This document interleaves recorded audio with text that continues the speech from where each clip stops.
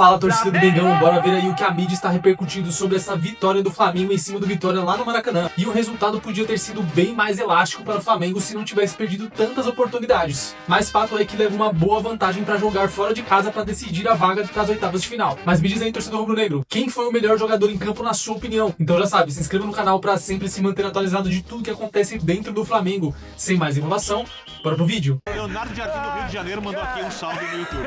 A gente está voltando, porque no intervalo a gente fica ligado ao YouTube, o chat. Cara, tem gente que é realmente brilhante. E eu começo este linha de passe de análises de Flamengo 2 Vitória 1 com o Eugênio Leal. Boa noite, Eugênio. Boa noite, Felipe Mota, amigos da mesa, fãs de esportes. Uma vitória do Flamengo que fica aquele gostinho de que precisava ser maior. O Flamengo dominou a partida, fez um gol logo no início, nesse belo chute fora da área do Everton Araújo. Vitória deu espaço, ele foi para cima e conseguiu acertar o ângulo. Mas não deu nem muito tempo para comemorar, porque logo na sequência o Vitória empatou com uma finalização maravilhosa do Eric, né? A bola cortada pelo Léo Ortiz, muito espaço para o Eric, né? O Arthur Lucas estava no meio da área marcando ninguém e o Eric pegou de primeira no ângulo. Um golaço. E o Flamengo martelou. No segundo tempo conseguiu fazer um gol, tirou a Arrascaeta do banco, né? Ele participa do lance do gol, que para mim é um gol contra do zagueiro do Vitória, né? Uma bola cabeçada ali meio dividida entre ele e o Pedro, mas eu acho que quem toca decisivamente na bola é o zagueiro. O Flamengo faz 2-1 e fica tentando. De vez em quando o Vitória vai lá, teve um gol anulado por impedimento, em bola aérea, Vitória. Mas acho que é o consenso que você falou, né? É uma vantagem do Flamengo, mas é uma vantagem que se esperava do lado do Flamengo que fosse maior. O Flamengo poupou alguns jogadores, especialmente hoje, aqueles que têm sido os principais criadores do Flamengo, o Paquetá e o Arrascaeta. O Arrascaeta depois entrou no jogo, no segundo tempo, como eu já falei. Jogou com dois centroavantes, o Pedro e o Bruno Henrique jogando por dentro no primeiro tempo, depois ele vem para o lado com a saída do Cebolinha. Criou muitas chances, o Lucas Arcanjo sempre faz boas defesas. Mas é isso, é o que a gente falava aqui outro dia, né? Ganhar todas as competições é difícil. O Flamengo teve que poupar alguns jogadores e vai com um resultado complicado para administrar fora de casa. Pode ganhar, acho que ainda continua sendo o favorito, mas não é um resultado fácil para administrar no Barradão. Boa noite, Vitor Birner, Flamengo 2-1. Tudo bem, Mota? Boa Tudo noite bem. a você, Eugênio, Jean, Calçade, aos fãs das fãs do esporte. Pegando na esteira do que o Eugênio disse, eu acho que o Flamengo, quando poupa jogadores, ele deixa algumas coisas muito claras. E eu concordo com todas. Primeiro, a Copa do Brasil, para o elenco e para o investimento do Flamengo, é a terceira competição em importância. O Flamengo tem um jogo contra o Atlético fora de casa, depois vai pegar o Estudiantes fora de casa, depois tem o jogo contra o Vasco. Essas duas partidas que eu falei contra brasileiros pelo campeonato, que é o mais difícil que o Flamengo disputa, que é o campeonato que o Flamengo leva muito mais a sério do que leva a Copa do Brasil, ou se não mais a sério, onde o Flamengo concentra mais forças e ele está certo de fazer isso. E tem o jogo na Libertadores, que também é o campeonato mais importante para qualquer equipe da América do Sul. O Flamengo também quer ganhar o seu pentacampeonato, então em algum momento era preciso descansar. Eu concordo, o 2-1 do Flamengo poderia ter sido um pouco maior. O Flamengo deixa o Vitória vivo, mas eu acho que continua ainda sendo o favorito para a classificação, mesmo eu achando lá na frente que também vai poupar jogadores no jogo de volta. Jean Oddi, seu primeiro destaque, sua primeira análise. Copa do Brasil, a vitória do Flamengo 2-1. Time mexido, mas o mexido do Flamengo é aquele mexido que a gente conhece bem. Exatamente. Boa noite, Felipe. Boa noite a todos. Eu acho que, primeiro, é isso. É jogo para mexer. É jogo que você precisa mexer, porque você vai enfrentar um adversário indiscutivelmente mais frágil, ainda que um adversário também da primeira divisão. Você tem um jogo contra o Atlético fora de casa no Campeonato Brasileiro, que é complicado no final de semana, por mais que o Atlético não viva o seu melhor momento. Depois você tem Libertadores. Então, acho que mexer, nesse caso, era obrigatório. E o Flamengo mexeu bem, né? 5 ou 6 titulares fora do time. Conseguiu vencer. Era para ter vencido demais. Acho até que poderia ter vencido demais, mas eu queria destacar o jogo do Vitória. Porque, principalmente no primeiro tempo, eu achei que o Vitória fez uma partidaça. Aí você vai falar, pô, não exagera, partidaça, tá? Claro, partidaça diante do adversário que ele tinha, do campo onde ele estava jogando. Então, para quem vai enfrentar o Flamengo fora de casa com aquilo que o Vitória dispõe para tentar encarar o Flamengo, eu acho que o Vitória, principalmente no primeiro tempo, encarou o Flamengo muito bem, né? Claro, o Flamengo teve, ainda no primeiro tempo, boas chances de ampliar o placar. Acho que, sobretudo, ali no final do jogo, botou uma pressão grande, poderia ter ampliado. Mas o Vitória, durante o primeiro tempo, conseguiu também criar suas chances, levar perigo ao gol do Flamengo. Então, acho que foi um ótimo jogo do Vitória, que volta vivo, sim. Agora, quando a gente fala volta vivo, talvez dependa muito de quem o Flamengo vai escalar para essa partida de volta. O que eu acho que talvez o Flamengo tenha perdido a oportunidade é de poupar muitos jogadores de uma viagem para a Bahia no jogo de volta. Porque se hoje mete 4, 5 e tem elenco para isso, tinha força para isso, inclusive trazendo alguns titulares para o campo no segundo tempo, se ele mete 4 ou 5, aí o jogo de volta pode ser aquele jogo que vira quase que uma mera formalidade de você dizer, o Arrascaeta não vai. O Arrascaeta vai ficar no Rio de Janeiro, não precisa viajar, não precisa se desgastar, não vamos precisar utilizar. Eu acho que quando você vence por 2-1, evidentemente, você vai ter que levar muito a sério o jogo de volta. Estou de acordo que o brasileiro e a Libertadores têm que estar muito acima para o Flamengo. Acho que isso talvez não valha para todos os times, né?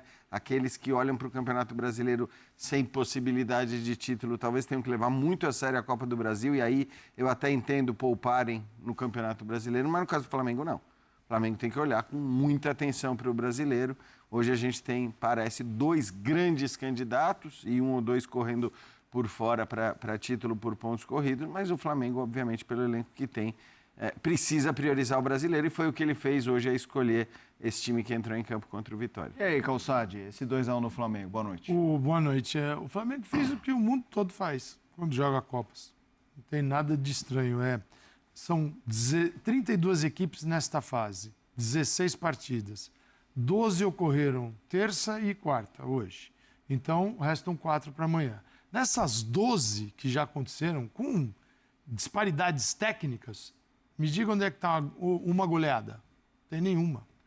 Nenhum jogo tem diferença superior a 2 gols. E olha que teve jogo de time de Série A com Série C em casa. Nenhum jogo. O time que marcou o maior número de gols foi o Remo, fora de casa, jogando contra o Bahia, num 3-1. Então, mas ainda uma diferença de 2 gols. E evidentemente, o Vasco teria feito 3 ontem, não fosse aquele gol mal anulado, exatamente. Na minha opinião. Difícil para o Bahia, vai jogar fora de casa, tem que tirar a diferença. O Remo, então, talvez o resultado mais surpreendente. Sim. Mas, sim, todas as Copas são assim.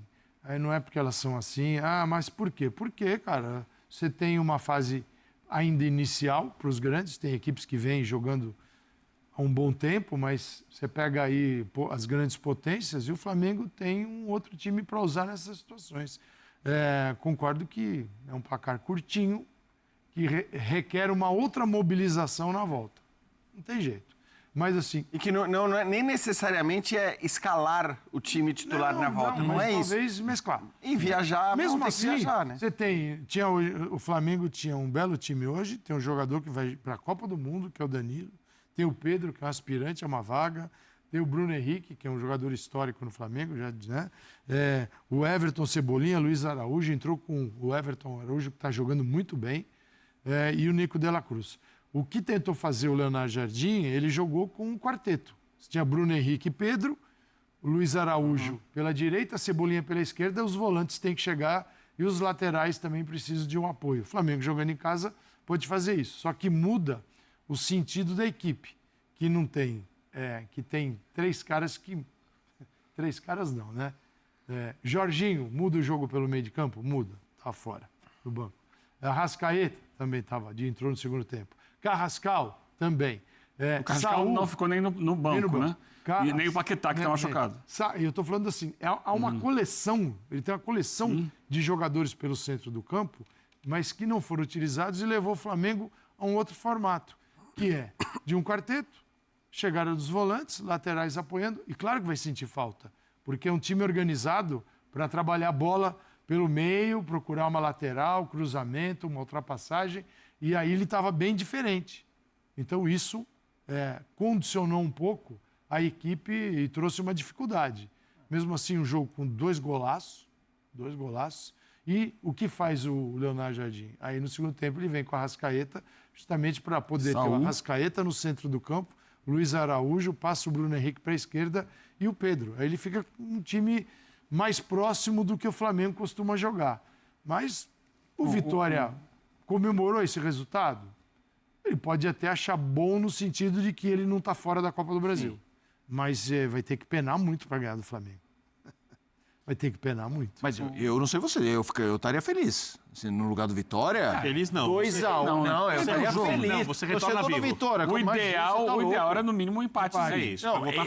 Excepcional seria um empate, eu acho. Não, excepcional seria a vitória. Não, é que Então, muito bom seria o empate. Eu acho assim, eu entendo o que o Felipe está falando no sentido de que provavelmente se oferecessem ao Vitória uma derrota por 2-1 antes do jogo, falou, você assina aqui fechar uma derrota por 2-1 pro Flamengo, eu acho que era muito provavelmente eles assinariam esse placar, porque de fato é um placar que mantém o time vivo. Agora, talvez o jogo, né, e repito, ainda que o Flamengo tenha perdido muitas chances, o Vitória jogou bem no primeiro tempo, teve as suas chances também, bem ou mal, né, o gol do Marinho ali, muito bem anulado, acho que não se discute, pode ter deixado também esse gostinho de que, puxa, era possível ter encontrado um gol de 2-2, um gol de empate, então tudo bem, talvez o contexto do jogo até não faça com que eles saiam felizes de campo, felizes do gramado, mas me parece que, de antemão, se você perguntasse para os jogadores e para o técnico do Vitória se 2-1 seria um bom resultado, acho que todo mundo, mesmo que não dissesse, acharia que sim. Mas, Eugênio, você ia pegar a palavra e eu acabei desviando porque o comentário do Calçade terminou com Vitória, eu trouxe o Vitória. Eu vou jogar para você uma pergunta e fique à vontade para também encaminhar para outro rumo. Essa coisa do segundo jogo, do jogo da volta. Quanto esse resultado impacta... Não estou nem falando a questão do resultado, da classificação, mas do planejamento, das escolhas. Mas eu acho que antes do planejamento tem que pensar, sim, em classificar para a próxima fase. Sim. E não vai ser simples. Porque o Vitória está vivo na disputa. E também em casa. Eu não mudaria uma vírgula de prioridade no lugar do Flamengo, se fosse uma equipe diferente, em Brasileiro e Libertadores, para aumentar a chance de classificar na Copa do Brasil. Até porque tem time para classificar sem a mudança. Não tem a menor lógica, olhando o elenco do Flamengo e olhando as pretensões do Flamengo, você arriscar qualquer coisa a mais. O que é mudar a prioridade, Biri? Porque assim, óbvio que não vai mudar a prioridade, mas a questão, o que eu vejo é, se o Flamengo hoje tivesse metido 4-0, não é questão de mudar a prioridade não muda, né? Mas se o Flamengo tivesse metido 4-0, você poderia, por exemplo, deixar no Rio de Janeiro uma série de jogadores importantes e que eventualmente precisam de um descanso. Eu acho que no momento que você vence por 2-1, isso muda, vamos dizer. Não é que muda a prioridade, mas muda o planejamento que você vai fazer de acordo com o resultado. Eu vou dar o exemplo do que eu penso. Se eu tenho o Arrascaeta, que pode ter um desgaste lá na frente um pouco maior, se jogar a partida de volta, isso pode comprometer, talvez, só no talvez, para entender o tamanho da coisa que eu penso, talvez no jogo do Brasileiro ou da Libertadores, a participação dele, eu não ponho em campo. Não, mas acho que não vai... Mas isso de fato... Mas ele entrou, né? Jogou meia partida. Exato. A volta é segunda semana de maio. Isso. Eu não vejo... Segunda semana de maio, a gente está aí bem distante ainda. Hoje o Flamengo, no banco de reservas, ele tinha o Saul Niguez, que está voltando. Entrou junto com a Arrascaeta no meio do intervalo. Importante que pode estar mais presente, ganhar mais minutos. Aliás, precisa disso. Ele tem também Jorginho, jogador que está voltando. Ou seja, ele vai ter mais jogadores para esse setor em breve, que é um setor que tem muita gente e que com esses caras que voltam dá uma qualidade diferente. Assim, para mim hoje, o último da fila no meio de campo é o Nico de la Cruz. É o último. Ele está atrás de Carrascal, de Paquetá, de Jorginho, de Saul Niguez, todos os outros. Sim. E ele que jogou. E jogou, ele poupa o time todo, mas ele não consegue mexer no Everton Araújo. Porque ele está... porque não tem o Pulgar. Então, ali é um problema para ele. Ele não tem outro. Com a característica que ele quer, um jogador mais firme de marcação, ele não tem. E está aproveitando muito bem. Se todos tivessem à disposição, esse garoto não... Garoto, sim, não é um... É um jovem. É um jovem. Mas é no momento crucial da carreira. Porque jogar no Flamengo não é fácil. vários sentidos. Primeiro, pela cobrança, responsabilidade. Segundo, é que tem tanta gente boa e o time tem tanto dinheiro que você, jovem, que vem trilhando desde a base, para você ganhar um lugar no time... É muito raro. É muito raro. É muito raro. Especialmente quando você não é um jogador extra classe. Você não é o Vinícius Júnior. Né? Você não tem a vantagem do nome, né, Eugênio? Ele tá jogando ali só porque ele é muito dedicado, ele é muito firme. Mas ele tá E acabou hoje sendo premiado com golaço. para se desenvolver. A curta temporada de Pulgar e Everton Araújo, até esse mês, nesse ano, a do Everton Araújo para mim é superior. Nesse ano. Na história. Para mim, hoje, se jogar um com o outro, eu escalaria ele. Isso, mas é que é curta a temporada. E tem uma coisa ainda, acho que em relação a essa questão de ter que mudar o time, de ter que mexer. O desgaste do Flamengo a partir de agora vai ser absurdo. Porque eu estava olhando dos próximos 7 jogos, fora, né? 6 jogos fora, e o único jogo em casa é o jogo contra o Vasco. É o clássico contra o Vasco. De resto, são jogos fora difíceis contra Atlético Mineiro, contra Grêmio, Atlético Paranaense, Estudiantes, Medellín. Atlético Paranaense, Atlético Medellín e o Vitória. Esses são, Independiente Medellín. Ou seja, são 6 jogos fora de casa contra adversários que podem oferecer algum risco e um jogo contra o Vasco. Então, não tem jeito.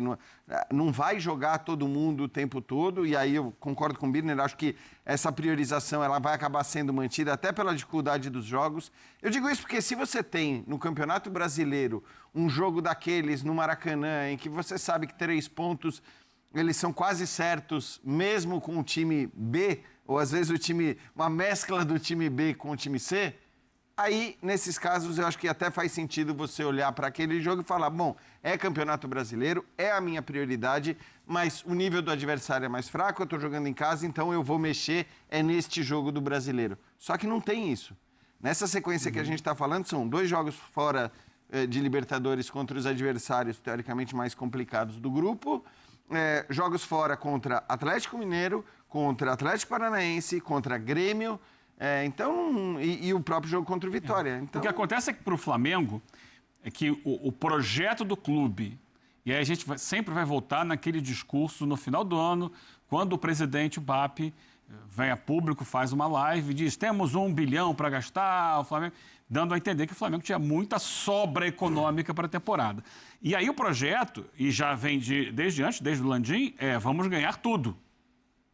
O Flamengo está aqui para ganhar tudo. O Flamengo, esse negócio de papo de esse ou aquele, não tem lá dentro. Então, assim, o time hoje, tendo poupado vários jogadores em diferentes posições, então, não jogou o Varela na lateral, não jogou o Léo Pereira na zaga, não jogou o Alexandro na lateral esquerda, não jogou...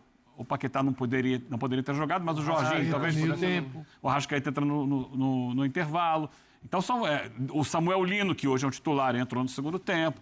Então, mesmo assim, com o investimento que o Flamengo tem, com o elenco que o Flamengo tem, se espera que o Flamengo ganhe também a Copa do Brasil. Pelo menos dentro da programação do clube, ganhar ela tudo. Não é segundo, não vejo ela em segundo plano. Ela é primeiro. É ganhar por Flamengo, também. Todos estão no primeiro plano. Mas mesmo que a Libertadores e o Brasileiro estejam à frente, isso não desobriga a comissão técnica de ganhar também a Copa do Brasil.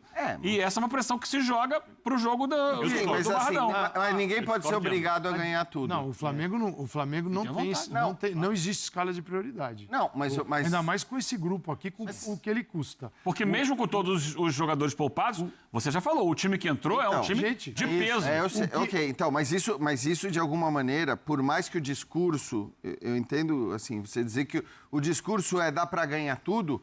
Quando você parte do discurso que dá para ganhar tudo, você está partindo justamente do pressuposto que o seu time B é capaz de ganhar muitos jogos da Copa do Brasil e até do Campeonato Brasileiro. Então, assim, Sim. Ou seja, a priorização ela tem que ser feita, ainda que seja rodada a rodada, jogo a jogo, olhando, pera lá, aqui eu consigo, aqui eu não consigo, aqui eu vou, então, como eu tenho esse jogo mais tranquilo no Brasileiro, eu vou poupar aqui e depois na Copa do Brasil eu venho com força. Então é isso aí, torcida rubro-negra. Se você chegou até aqui, não se esqueça de dar aquela curtida no vídeo, comenta bastante também, que é muito importante aqui para a plataforma.